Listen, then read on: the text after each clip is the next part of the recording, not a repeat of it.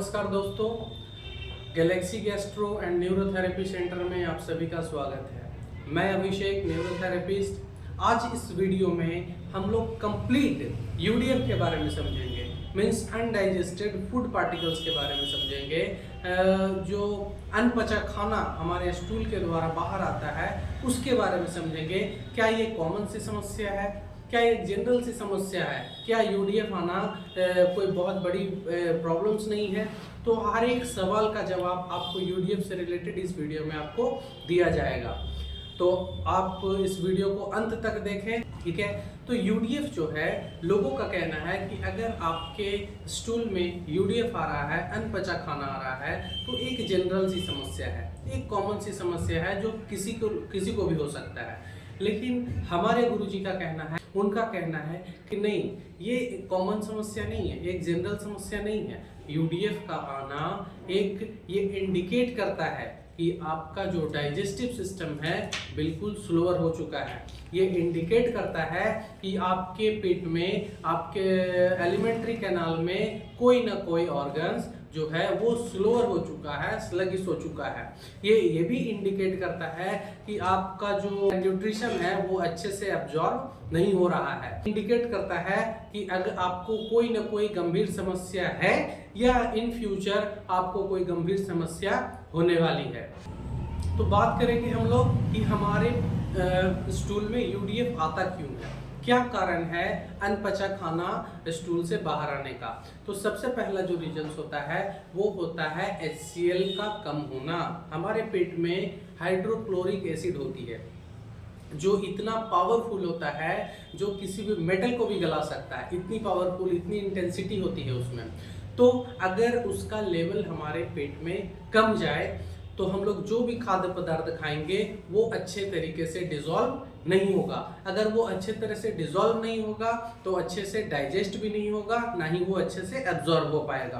दूसरा, अगर उस एसिड का जो इंटेंसिटी है, जो तीव्रता है, जो पावर है वो कम जाए तो भी हमारा जो फूड है वो अच्छे से डिसॉल्व नहीं हो पाता है, वो सड़ना शुरू हो जाता है, जिससे हम लोग को मल्टीपल प्रॉब्लम्स होते हैं, गैस वगैरह होते हैं। तीसरा, अगर हमारा जो HCl लेवल है वो ज़्यादा डाइल्यूट हो गया तो भी उसमें जो पावर है, जो इंटेंसिटी है वो कम जाएगी, जिससे हमारा जो खाद्य पदार्थ है, फूड आइटम्स है, वो अच्छे से डिसॉल्व नहीं हो पाएगा। ये जो डिसॉल्विंग पावर है, अगर डिसॉल्व अच्छे से नहीं होगा तो हमारा आगे का जो प्रोसीजर होता है डाइजेशन और एब्जॉर्प्शन वाला, वो अधूरा रह जाता है, जिससे हमको अनेक तरह की प्रॉब्लम्स होती है।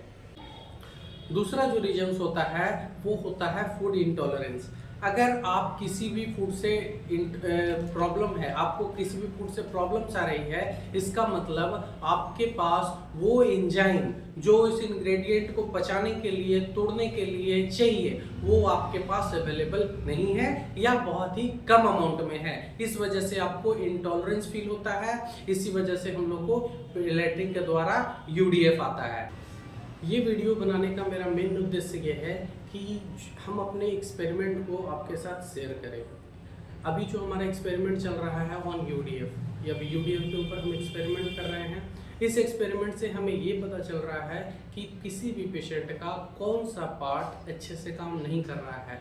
इस एक्सपेरिमेंट से हमें ये भी पता चल रहा है कि कौन सी एंजाइम की बॉडी में कमी आ रही है, या फिर किस चीज़ की कमी आ रही है जिसके चलते पेशेंट को प्रॉब्लम हो रहा है।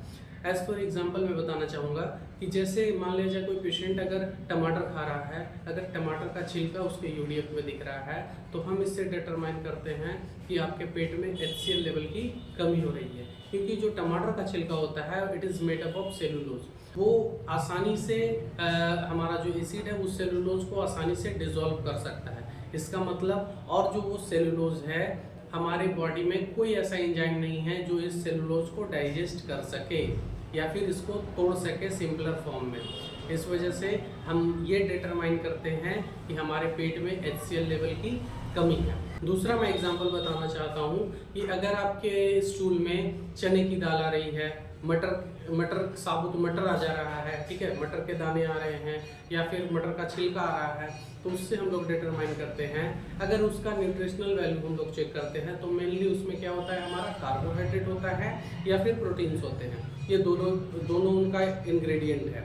अब इन दोनों को पचाने के लिए हमें क्या चाहिए, पेनक्रियाटिक जूस की ज़रूरत पड़ती है, जो हमें पैनक्रियाज देता है। अगर आपको यूडीएफ के फॉर्म में ये चने की दाल आ रही है, इसका मतलब आपका जो है पैनक्रियाज कहीं ना कहीं स्लगिश हो चुका है, वो प्रॉपर अमाउंट में पैनक्रियाटिक जूस रिलीज नहीं कर रहा है। इसका मतलब हमें किस चीज़ पे काम करना पड़ेगा, हमें पैनक्रियाज पर फोकस करना पड़ेगा ज़्यादातर। दूसरा एक और भी एग्जांपल्स हम लोग ले सकते हैं कि जैसे किसी को का कहना है कि हमें जीरा, साबुत जीरा आ जाता है, हमें सौंफ आ जाता है, तो इसमें अगर देखा जाए, इन लोग का अगर न्यूट्रिशनल वैल्यू चेक किया जाए तो इसमें ऑलमोस्ट जो होते हैं वो माइक्रो न्यूट्रिएंट्स होते हैं, जो जिसे डाइजेस्ट करने की ज़्यादा ज़रूरत नहीं पड़ती है। हम इसे डायरेक्ट, हमारा बॉडी क्या करता है, इसे एब्जॉर्ब कर लेता है। इसका मतलब अगर वो साबुत जीरा आ रहा है, इसका मतलब हम डिसाइड करते हैं कि उनके पेट में क्या है, HCl लेवल की भी कमी हो रही है, साथ साथ में जो उनका इंटेस्टाइन है, आंत है, उसका जो एब्जॉर्बिंग पावर है वो बहुत ही स्लो हो चुका है। इस तरह से अलग अलग आइटम्स को देखकर हम लोग ये डिसाइड करते हैं कि कौन सा ऑर्गन्स आपका अच्छे से प्रॉपर तरीके से काम नहीं कर रहा है, और हम लोग उसी पर ज़्यादा फोकस करते हैं। अगर आपको भी यूडीएफ की समस्या है, आपके भी स्टूल में अनपचा खाना आ रहा है, ठीक है, तो सब कुछ मैं प्रोसीजर बता रहा हूँ, उसको आप ज़रूर फॉलो करें। सबसे पहला प्रोसीजर है कि आपको खाना को अच्छे से चबा चबा कर खाना होगा, ठीक है। टाइम लीजिए, समय से खाइए, उसको इंजॉय करके खाइए। कि आप खाना खाने के जस्ट बाद पानी नहीं पियोगे, खाना खाने के बाद पानी नहीं पियोगे, खाना खाने के कम से कम 1 घंटे के बाद आपको पानी पीना है। आप थोड़ा बहुत घूट घूट करके पी सकते हो, 1-2 घूट पी सकते हो बीच में, लेकिन तुरंत भर पेट पानी नहीं पीना है, ठीक है। इससे हमारा HCl लेवल का जो इंटेंसिटी है वो कम जाएगा और आपका खाना अच्छे से डाइजेस्ट नहीं होगा। तीसरा चीज़, आप योग वगैरह कीजिए, योग व्यायाम कीजिए, मेडिटेशन कीजिए, ठीक है। इससे आपका जो ब्रेन का पावर है वो बढ़ेगा, आपके ऑर्गन जो है वो अच्छे से काम करेंगे, प्रॉपर तरीके से काम करेंगे। आप अच्छा डाइट लीजिए, न्यूट्रिशनल डाइट लीजिए जो आपके लिए बेनिफिशियल हो।